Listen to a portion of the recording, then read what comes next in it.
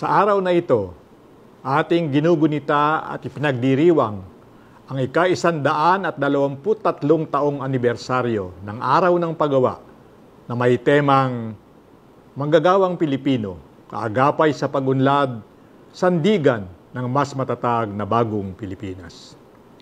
Kaugnay nito, aking ipinapaabot sa ngalan ng Kagawaran ng Paggawa at Empleyo ang isang mainit at masayang pagbati ng isang makabuluhan at makahulugang araw ng paggawa sa lahat ng manggagawa at kanilang pamilya.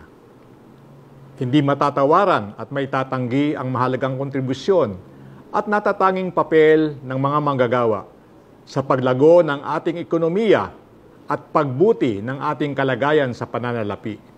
Kaya naman, tunay na marapat na sila'y ating bigyan ng pagkilala at pasasalamat sa araw na ito. Masipag, matyaga, maaasahan, mapagkalinga, may malasakit at mapagkakatiwalaan ang manggagawang Pilipino. Mga katangiang hinahanap at hinahangaan ng mga namumuhunan at may pagawaan, hindi lamang dito sa ating sariling bayan, bagkus pati sa labas ng ating bansa. Sa nakalipas na 3 taon, binalangkas at inilatag ang mga plano tulad ng Philippine Development Plan 2023-2028, Labor and Employment Plan 2023-2028, National Technical Education and Skills Development Plan 2023-2028, at mga batas tulad ng Trabaho para sa Bayan Act, Digital Workforce Competitiveness Act, at Enterprise-Based Education and Training Act na magsusulong at magbibigay katuparan tungo sa isang dekalidad, pangmatagalan at marangal na trabaho para sa mga manggagawang Pilipino. Nagpapasalamat tayo sa ating Kongreso at pribadong sektor na kabalikat at bahagi ng pangkasalukuyang administrasyon sa pagpupunyagi at sama-samang pagkilos upang matugunan at malampasan natin ang mga balakid at hamon ng mga pagbabago sa mundo ng paggawa.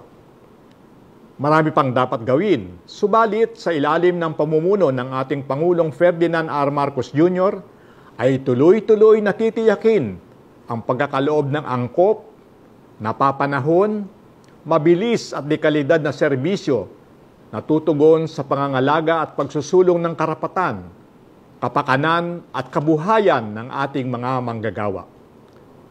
Ang inyong kagawaran ng paggawa at empleyo ay mananatiling kaagapay, sandigan at instrumento ninyo sa masigasig at maayos na implementasyon ng mga programa at gawain batay sa aming mandato at responsibilidad upang magkaroon ng katuparan, ang pangarap at minhiin ng bawat manggagawa at kanyang pamilya na makamit at matamasa ang isang matatag, maginhawa at panatag na buhay sa bagong Pilipinas. Mabuhay ang manggagawang Pilipino!